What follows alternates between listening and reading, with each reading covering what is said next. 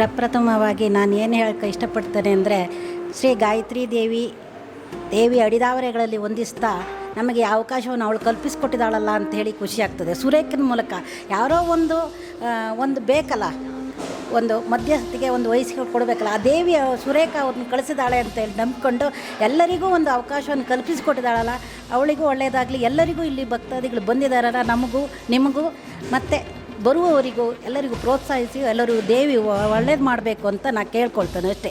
ತುಂಬ ವ್ಯವಸ್ಥೆ ಚೆನ್ನಾಗಿದೆ, ದೇವಿ ಅನುಗ್ರಹ ಚೆನ್ನಾಗಿದೆ ಹೇಳಿ. ನಾವು ಸಾಗರ ತಾಲೂಕು ಜೋಗ ನಮ್ಮ ಮೇನ್ ಪ್ಲೇಸು. ನಾವೆಲ್ಲ ಗಾಯತ್ರಿ ತಪೋಭವನಕ್ಕಾಗಿ ಕಾರ್ಯಕ್ರಮ ಉದ್ದೇಶಕ್ಕಾಗಿ ಇಲ್ಲಿ ಬಂದಿದ್ದೀವಿ. ಇಲ್ಲಿ ಏನು ಕೇಳಿದರೆ ನಾವು ಸರ್ವಿಸ್ ಮಾಡಲಿಕ್ಕೆ ಅದು ಒಂದು 300 ಜನ ಪೂರೈತ ಭಟ್ರಿಗೆ ನಾವು ಡೈಲಿ ಬೆಳಗ್ಗೆ ತಿಂಡಿ, ಮಧ್ಯಾಹ್ನ ಊಟ, ರಾತ್ರಿ ಊಟ ಇದನ್ನು ಸರ್ವಿಸ್ ಮಾಡೋಕ್ಕಾಗಿ ನಾವು ಸಾಗರದಿಂದ ಬಂದಿದ್ದೀವಿ. ನಮ್ಮದೊಂದು ಟೀಮ್ ಇದೆ, ಒಂದು 40 ಜನದ ಟೀಮ್ ಇದೆ.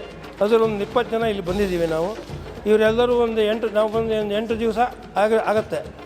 ಎಲ್ಲರೂ ಮನೆ ಬಿಟ್ಟು ಎಲ್ಲ ಸಂಸಾರ ಬಿಟ್ಟು ಅವರೆಲ್ಲರೂ ಬಂದು ಇಲ್ಲಿಗಾಗಿ ಸೇವೆ ಮಾಡೋಕ್ಕಾಗಿ ಬಂದಿದ್ದಾರೆ. ಬೆಳಗ್ಗೆ ಇಲ್ಲಿ ನಾವೆಲ್ಲ ಬರೋದು 7 ಗಂಟೆಗೆ ರೆಡಿ ಇರ್ತೀವಿ. ಅಡುಗೆ ಇದು ತಿಂಡಿ ಕಾಫಿ ಎಲ್ಲ ಅಡುಗೆ ಭಟ್ರು ಮಾಡಿರ್ತಾರೆ. ನಮ್ಮದು ಬಡಿಸುವ ಕಾರ್ಯಕ್ರಮ ಅಷ್ಟೇ ಇರುತ್ತೆ ಇಲ್ಲಿ, ಅದಷ್ಟೇ ನಮ್ಮ ಜವಾಬ್ದಾರಿ. ಅದನ್ನು ನಾವು ನಮ್ಮ ಕೊಟ್ಟ ಕೆಲಸವನ್ನು ಆದಷ್ಟು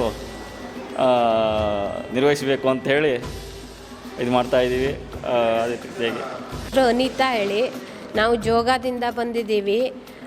ಪುರೋಹಿತರು ವಿಭಾಗದಲ್ಲಿ ಅಡುಗೆ ಬಳಸ್ಲಿಕ್ಕೆ ಬಂದಿದ್ದೀವಿ.